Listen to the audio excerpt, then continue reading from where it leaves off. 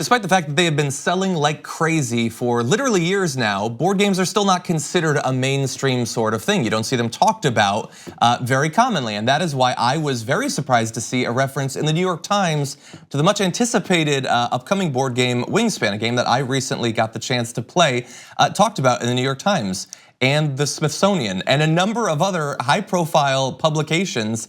And I thought, wow, this is really something. I have got to reach out to the designer, and that designer now joins us on the show. Elizabeth Hargrave, welcome to the Damage Report.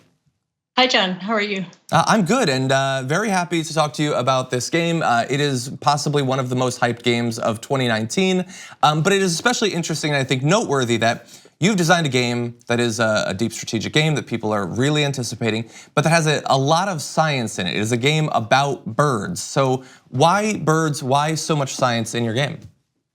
I mean, the original inspiration for Wingspan is that a lot of the popular board games are about things that I'm not actually particularly interested in. So I have been gaming since about 2005, and there are a lot of games about castles and space. Just in a conversation about it with some friends of mine, started talking about what if there were games about things that we were more interested in, which for my particular group of friends is mostly nature. And I've been a birder for a long time, so started thinking about, what are things that go on in nature in the lives of birds that could be turned into a game. So whereas in a lot of games you're collecting lumber and rocks and things to build things, what if you were collecting berries and seeds and things that birds eat? Yeah, and worms and rats. Right. Yeah. Right. So first of all, I noticed some of my favorite games in the shop behind you. So I like your collection already. And look, I totally agree. Some of my favorite games, I'm gonna keep it real, are about spaceships and zombies and elves and things like that. And yet, when you look over the past couple of decades, the games that have sold the best, games like Settlers of Catan or Pandemic or Ticket to Ride or Dominion, these are, well, Dominion is more of an edge case, but they're generally games about the real world or at least something recognizable. And now we see that again with your game. Do you think that we might be seeing more of a trend in the direction of making games that might have more broad appeal than just chopping an orc's head off or something like that? I do, and you mentioned Pandemic, and I think that was a real turning point because it is so real world.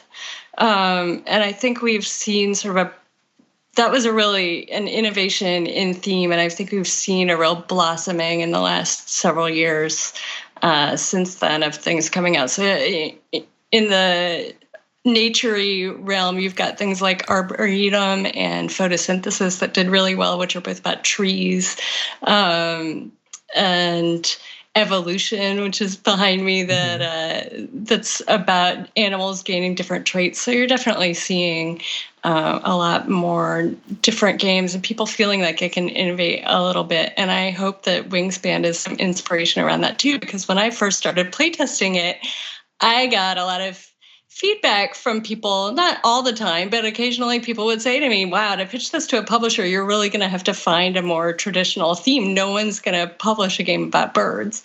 And I think we're proving them wrong. Well, yeah, and look, I sort of get why people might be apprehensive, but that person was massively wrong because not only is it a very interesting game with great mechanics, but it also, as people can see in that video, incredibly visually appealing. And so what they might have noticed in that video as well is the cards are unique birds. Each one includes scientific information about the literal wingspan of the birds, where they can be found, some facts about them. I learned interesting stuff about their nicknames.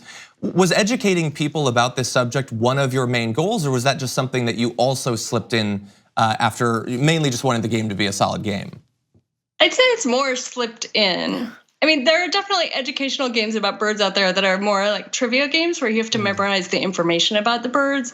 And my goal was always to have it be a good game but not to require anyone to actually know anything about the birds or to remember any of the information that they're seeing. So it's not educational in that sense where you're forced to take the information in. It's more that you might just accidentally learn things about birds while you're playing this otherwise good game. Thank you very much for watching this clip from the Damage Report. If you liked it, don't forget to subscribe to this channel and ring the bell on YouTube to get notifications of our new videos. And of course, you can catch the full Damage Report live every weekday at 1 p.m. Eastern, 10 a.m. Pacific on TYT Network on YouTube TV.